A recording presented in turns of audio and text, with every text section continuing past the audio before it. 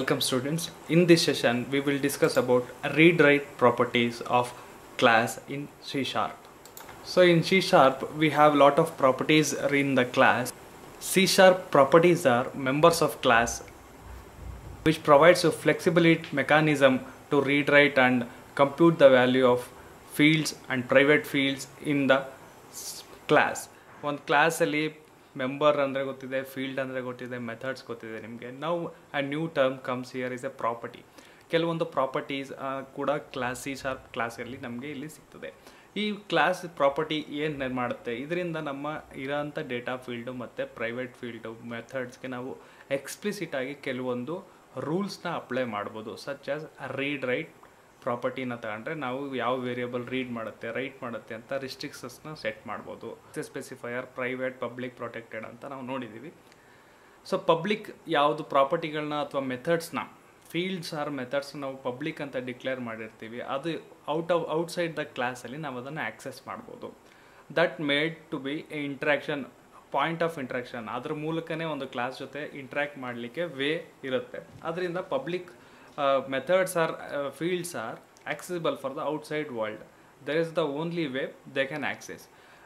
Whereas private members or field na yavudಕ್ಕೆ use ಮಾಡ್ತೀವಿ ಅಂದರೆ their purpose of the private field is to secure some data, some information, critical information or private information ಏನು ಮಾಡ್ತೀವಿ secure ಮಾಡಲಿಕ್ಕೆ ಅದನ್ನು access ಸ್ಪೆಸಿಫೈಯರ್ಲಿ private ಅಂತ ಮಾಡಿರ್ತೀವಿ. But there is some chances that sometimes the private information external ಸೋರ್ಸ್ಗೆ read ಮಾಡೋ ಅವಶ್ಯಕತೆ ಇರುತ್ತೆ. ರೈಟ್ ಮಾಡೋಕ್ಕೆ ಪರ್ಮಿಷನ್ನ ಕೊಡಬೇಕಾಗತ್ತೆ. ಒಂದು ವೇರಿಯಬಲ್ಗೆ ಓನ್ಲಿ ರೀಡ್ ಕೊಡಬೇಕಾಗುತ್ತೆ, ಒಂದು ವೇರಿಯಬಲ್ಸ್ಗೆ ಓನ್ಲಿ ರೈಟ್ ಕೊಡೋ ಅಂಥ ಸಿಚುವೇಶನ್ ಬರುತ್ತೆ. ಈ ಪಾಸಿಬಿಲಿಟಿನ ನಾವು ಯಾವ ರೀತಿ ಮಾಡೋಕ್ಕೆ ಸಾಧ್ಯ, ಅದೇ ಈ ಸಿಚುವೇಶನ್ನ ಹ್ಯಾಂಡಲ್ ಮಾಡೋಕ್ಕೆ C++ add additional features which is called as a read write properties. Read write ಪ್ರಾಪರ್ಟೀಸ್ನ ನೀವು ಒಂದು ವೇರಿಯಬಲ್ಗೆ ಪ್ರೈವೇಟ್ ಫೀಲ್ಡ್ಸ್ಗೆ ಸೆಟ್ ಮಾಡಿದ್ರೆ ಅದಕ್ಕೆ ನಾವು ಎಕ್ಸ್ಪ್ಲಿಸಿಟ್ ಆಗಿ ರೀಡ್ ಪರ್ಮಿಷನ್ ಅಥವಾ ರೈಟ್ ಪರ್ಮಿಷನ್ನ ಕೊಡ್ಬೋದು. ಇದು ಯಾವ ರೀತಿ ಕೊಡೋದು? Properties, these read write properties can be provided via 2 methods, get and set methods. ಈ ಎರಡು ಪ್ರಾಪರ್ಟಿಗಳು ಆಲ್ವೇಸ್ ಪಬ್ಲಿಕ್ ಡೇಟಾ ಮೆಂಬರ್ಸ್ ಆಗಿರುತ್ತವೆ. You take any properties in the class are always public data members, public ಆಗಿರ್ತವೆ. These 2 properties is used to simple ಆಗಿ ಹೇಳೋದಾದರೆ, ಒಂದು if you added 2 permission ಎರಡು ಕೂಡ ಆ್ಯಡ್ ಮಾಡಿರ್ತಾರೆ, ಗೆಟ್ ಆ್ಯಂಡ್ ಸೆಟ್ ಮೆಥಡ್ನ ಒಂದೇ ವೇರಿಯಬಲ್ಗೆ ನೀವು ಆ್ಯಡ್ ಮಾಡಿದರೆ ಪ್ರೈವೇಟ್ ಮೆಂಬರ್ ಏನಾಗ್ತದೆ, it works as much as similar to public member. ಈಗ ಕ್ಲಾಸ್ನ ಒಂದು ಪಬ್ಲಿಕ್ ವೇರಿಯಬಲ್ ಕ್ರಿಯೇಟ್ ಮಾಡಿದರೆ ಯಾವ ರೀತಿ ಔಟ್ಸೈಡ್ ದ ಕ್ಲಾಸ್ ಯೂಸ್ ಮಾಡ್ತಾ ಇದ್ದೀರಿ, ಅದೇ ರೀತಿ ಪ್ರೈವೇಟ್ ಮೆಂಬರು ಕೂಡ ಯೂಸ್ ಮಾಡ್ಬೋದು. ಓಕೆ, ನಾವೀಗ ಒಂದು ಎಕ್ಸಾಂಪಲ್ ನೋಡೋಣ ಯಾವ ರೀತಿಯಲ್ಲಿ ಈ ಪ್ರೋಗ್ರಾಮಲ್ಲಿ ನಾವು ಕ್ಲಾಸ್ಗೆ ಪ್ರೈವೇಟ್ ಫೀಲ್ಡ್ಗೆ get and set method or read and write ಪ್ರಾಪರ್ಟೀಸ್ನ ಅಸೈನ್ ಮಾಡ್ಬೋದು ಅಂತ ನೋಡಿ.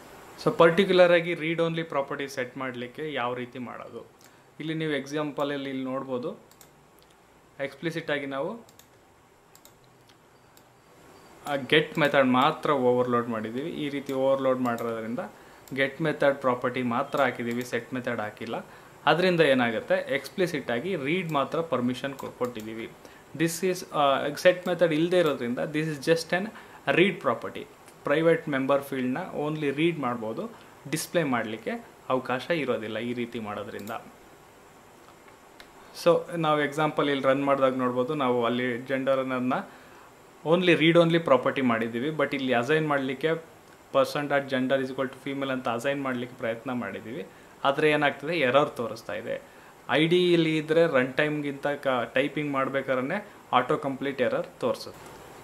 ಒಂದು ಪ್ರೈವೇಟ್ ಫೀಲ್ಡ್ಗೆ ರೈಟ್ ಓನ್ಲಿ ಪ್ರಾಪರ್ಟಿನ ನಾವು ಯಾವ ರೀತಿ ಕೊಡೋದು, as simple as read only property ಯಾವ ರೀತಿ ಕೊಟ್ವಿ ಅದೇ ರೀತಿ ಜಸ್ಟ್ ಸೆಟ್ ಮೆಥಡ್ನ ಸೆಟ್ ಮಾಡೋದು. ಈಗ ಸೆಟ್ ಮೆಥಡ್ಗೆ ನಾವು ಡಿಕ್ಲೇರ್ ಮಾಡೋದು. ಇಲ್ಲಿ ನೋಡಿ, ಫಸ್ಟ್ ನೇಮ್ ಅಂತ ಒಂದು ಪ್ರೈವೇಟ್ ಫೀಲ್ಡ್ ಕ್ರಿಯೇಟ್ ಮಾಡಿದ್ದೀವಿ. ಆಫ್ಟರ್ ದಟ್ ಪಬ್ಲಿಕ್ ಅಂತ ಒಂದು ಪ್ರಾಪರ್ಟಿ ಕ್ರಿಯೇಟ್ ಮಾಡ್ತಾ ಇದ್ದೀವಿ. In that property there is only a set function ಮಾತ್ರ ಇದೆ.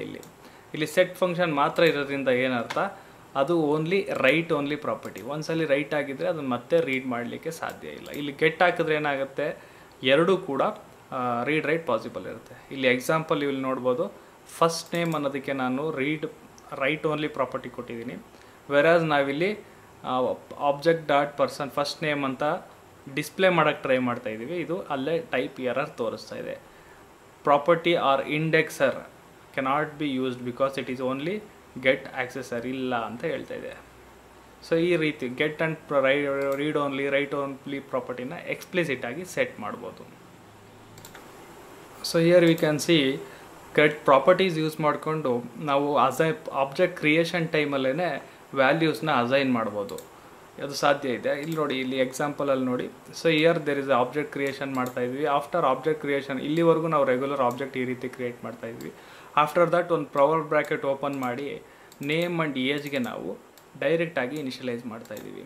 ಇದು ಯಾವಾಗ ಸಾಧ್ಯ ಇದೆ? ನಾವು ಅಲ್ಲಿ get property and set property ಎರಡೂ ಕೂಡ ಸೆಟ್ ಪ್ರಾಪರ್ಟೀಸ್ನ ನಾವು ಕ್ಲಿಯರಾಗಿ ಪ್ರಾಪರ್ಟಿ ಡಿಕ್ಲೇರ್ ಮಾಡಿದರೆ, while you declaring a object of the particular ಕ್ಲಾಸ್ನ ಆಬ್ಜೆಕ್ಟ್ ಮಾಡಬೇಕಾದ್ರೆ similar to any public variable ಯಾವ ರೀತಿ ನಾವು ವ್ಯಾಲ್ಯೂಸ್ನ ಅಸೈನ್ ಮಾಡ್ತಾ ಇದ್ವಿ, ಅದೇ ಥರ ಇಲ್ಲಿ ಫ್ಲವರ್ ಬ್ರ್ಯಾಕೆಟ್ ಓಪನ್ ಮಾಡಿ ಇಂಟರ್ನಲ್ಲಿ ನಾವು ವ್ಯಾಲ್ಯೂಸ್ನ ಅಸೈನ್ ಮಾಡಿಬಿಡ್ಬೋದು. ವ್ಯಾಲ್ಯೂಸ್ ಅಸೈನ್ ಮಾಡಲಿಕ್ಕೆ one of the simple methods available here. So ಫೀಲ್ಡಲ್ಲಿ ಸಿ ಶಾರ್ಪ್ ಫೀಲ್ಡ್ಗಳಿಗೆ ಅಥವಾ ಪ್ರೈವೇಟ್ ಮೆಂಬರ್ಸ್ಗೆ you can also add a validation.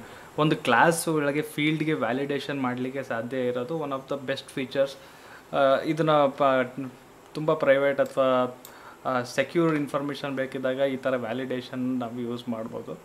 Even day to day form ಅಥವಾ ಇನ್ಫಾರ್ಮೇಷನ್ ಫಿಲ್ ಮಾಡೋಕ್ಕೆ ಒಂದು ಅಪ್ಲಿಕೇಶನ್ ಮಾಡಿದ್ರು ಕೂಡ ವ್ಯಾಲಿಡೇಷನ್ ಇದ್ದರೆ it solves lot of problem at beginning level only. ಬಿಗಿನಿಂಗ್ನಲ್ಲೇ ರಾಂಗ್ ಡೇಟಾ ಎಂಟ್ರಿ ಮಾಡೋದನ್ನ ತಡೆದ್ರೆ it helps a lot of problem. ಆಮೇಲೆ ಪ್ರಾಬ್ಲಮ್ ಆಗೋದನ್ನ ತಡೆಯುತ್ತೆ. So you can see here validation ಯಾವ ರೀತಿ ಹಾಕೋದು. ಸೊ ಸಪೋಸ್ ನಾವು ಏಜು ಒಂದು ಕಂಡೀಷನ್ ಹಾಕೋಣ. ಏಜ್ ಏನಪ್ಪ ಅಂದರೆ ಗ್ರೇಟರ್ ದ್ಯಾನ್ ಇರಬೇಕು 18, ಅದಕ್ಕಿಂತ ಕಮ್ಮಿ ಹಾಕಿದ್ರೆ ಅಸೈನ್ ಮಾಡೋದು ಬೇಡ ಅಂತ ಒಂದು ಕಂಡೀಷನ್ ಹಾಕಬೇಕು. ಅದು ಯಾವ ರೀತಿ ಮಾಡೋದು ನೋಡೋಣ ಇಲ್ಲಿ. ಸೊ ಇಲ್ಲಿವರೆಗೂ ನಿಮಗೆ ಗೊತ್ತಾಗಿದೆ, ಒಂದು ಏಜ್ ಅಂತ ಒಂದು ಪ್ರೈವೇಟ್ ಫೀಲ್ಡ್ ಡಿಕ್ಲೇರ್ ಮಾಡಿದ್ದೀವಿ. ಅದಾದ ನಂತರ ಎರಡು ಪಬ್ಲಿಕ್ ಗೆಟ್ ಆ್ಯಂಡ್ ಸೆಟ್ ಮೆಥಡ್ನ ಕೊಟ್ಟಿದ್ದೀನಿ. ಸೆಟ್ ಮೆಥಡ್ ಒಳಗಡೆ you can see that if value of equal to 18 ಆಗಿದ್ದರೆ ಮಾತ್ರ ಅದನ್ನು ಅಸೈನ್ ಮಾಡ್ತಾ ಇದ್ದೀವಿ. ಈ ಇಫ್ ಕಂಡೀಷನ್ ಟ್ರೂ ಆಗಿಲ್ಲ ಅಂದರೆ ನಾವು ವ್ಯಾಲ್ಯೂನ ಅಸೈನ್ ಮಾಡಲ್ಲ. ಆ ರೀತಿ ಮಾಡ್ಕೊತೀವಿ. ಈ ರೀತಿಯಲ್ಲಿ ನಾವು ಅಸೈನ್ ಮಾಡಬೇಕಾದ್ರೆ ವ್ಯಾಲಿಡೇಷನ್ ಮಾಡಿ, ಇಲ್ಲ ಅಂದರೆ ಅಸೈನ್ ಮಾಡದೇ ಇರೋ ರೀತಿಯಲ್ಲಿ ಮಾಡ್ಬೋದು. This about read write property and assignment and validation of properties in the class.